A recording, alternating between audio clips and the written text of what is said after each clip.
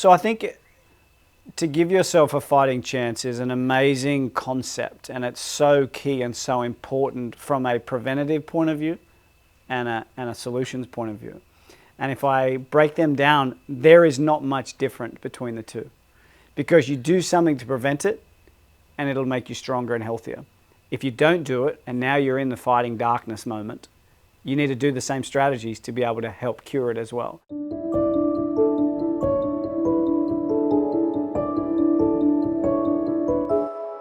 Who am I? Michael Crossland. I'm an ordinary old Australian that's faced my fair share of adversities in life, and for me now I'm an inspirational speaker. I'm very lucky to travel the world and share my story with those that I get a chance to share it with. But my journey really began when I was 11 months of age. I was diagnosed with an incurable cancer of the central nervous system called neuroblastoma stage 4.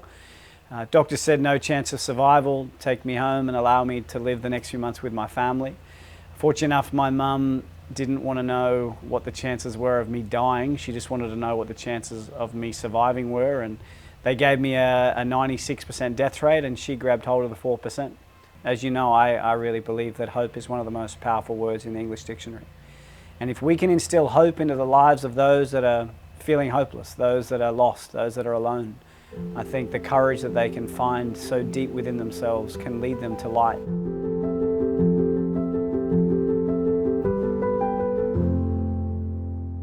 I started playing the game that I loved, and that was baseball. I started to get pretty good at it. By the time I was 12, I made the Coffs Harbour team, the New South Wales team, and then unfortunately my health deteriorated rapidly. I got glandular fever, then I got the chicken pox, then I got pneumonia, then I got the belly bug. And then all of a sudden the side effects of the drug that I had as a baby really came back to bite me. And at the age of 12, I suffered my first major heart attack. I was in hospital for a couple of months and became a depressed little boy. I finally got a chance to taste what normality was, and it was taken away from me. And then they took my mum outside the curtains and they said I'd never play sport again because of my heart.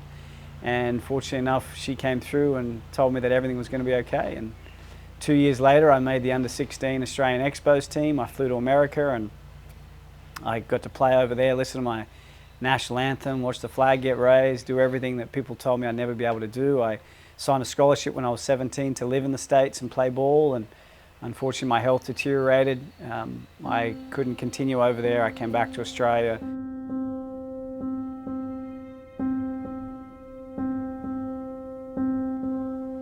I started the demise in probably 2007. I was driven by power, privileges and possessions. And then my mum and dad, they separated.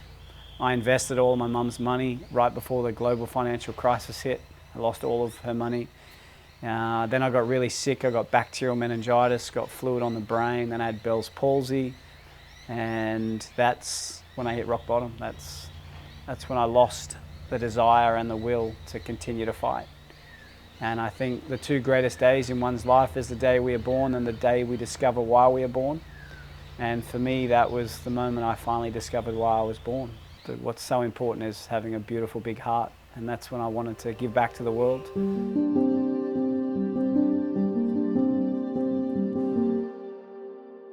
Normality for all of us is, I think, something that we all long for. We just want to feel like we're normal. And sometimes, even though we are isolated, even though we are alone, I think perspective can be the key component that shifts our mindset and allows us to realize that life is not as bad as what we may think it is. And for me, perspective is not about diminishing or downplaying the pain that we're in. It's really, for me, just about understanding that there is people out there in the world that are worse off than I am. And if there's a way that I can leverage off knowing that they are still pushing through their darkness, then maybe so can I. I think for me, that's what's really important about perspective. And I think that's something that I've really harnessed and held on to throughout my life, knowing that, yes, my life hasn't been easy. But I think that for us that are in the darkness, for those that are fighting depression or anxiety or fear or uncertainty or on the verge of it or wanting to not experience that type of pain, I think there's some really important things that we must do, and some of those things are making sure that the things that we consume, not just on TV or on our phone or on our iPad, but also what goes into our body, like food and drink and alcohol and smokes and vaping and all those sort of things, they have such a huge impact on how our mind is. So for me, it was around consumption. What goes into my body that's going to fuel me? If I was a Lamborghini, I would make sure I put the best fuel in. We are all worth way more than a Lamborghini, yet we put the cheap, rubbish, nasty stuff in that makes us sick, and we wonder why we're not leading a great life. So for me, it's about intake. What are we doing to really ensure that we're getting through that?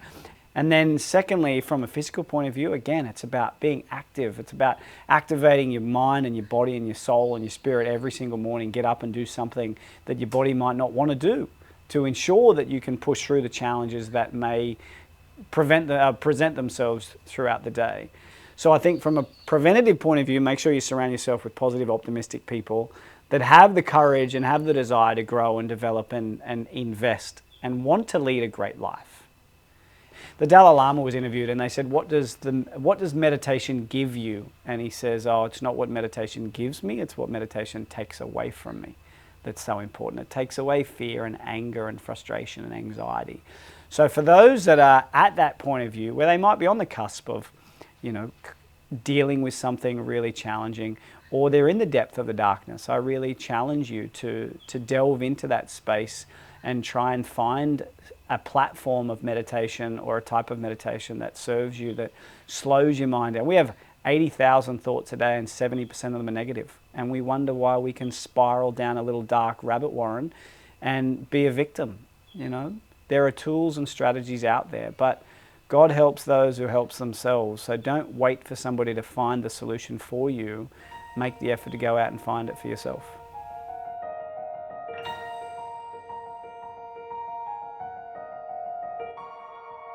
Consistent implementation equals permanent transformation. And for me, being consistent to not only use some of those tools to cure the darkness, but also prevent it, has enabled me to lead a greater life where my normality is feeling much greater. So I self-scale every morning, meaning I wake up every morning and I scale myself out of 10. How do I feel? That average has significantly increased since I have been consistent around activation, meditation, appreciation. Those three things have enabled me to ensure that my scaling, my score every morning continues to rise, which then leads me to have a greater expectation around what my accomplishments will be. Because if I can feel better daily, hopefully I can impact more. I can do more. We need to visualize what it's going to feel like and look like when we are in control, when we are comfortable, when we feel safe, when we are free of anxiety, fear, depression, uncertainty. We visualize what it looks like. And once we visualize it, then all of a sudden we believe it. Once we believe it, then we'll take the steps. We will implement the tools and the strategies that have been shared across this platform, which then enables them to achieve the outcome of being in control and being in peace.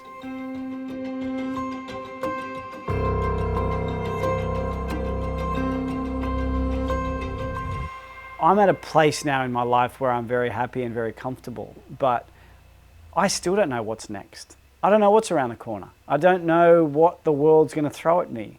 So I still am looking every day and striving every day to identify a deeper level of why and a deeper level of my purpose. I think from an advice point of view, for what it's worth, I don't think people need to rush into trying to find that purpose. They just need to live. I think the world we live in today, we are so fearful of what might be tomorrow. We're so regretful of what we didn't do or should have done yesterday, we forget to focus on what is right now.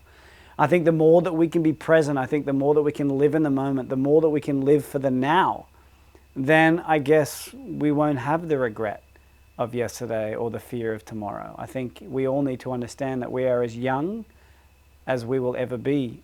And right now we are as old as we have ever been. So for truly living in that moment, for truly wanting to just be the best version of yourself and find peace and seek happiness and joy in your life as opposed to financial freedom or remuneration, I think will allow us to ultimately walk the path of our purpose.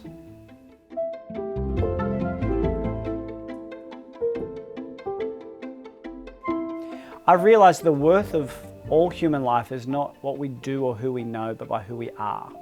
I think it's about who we are on the inside.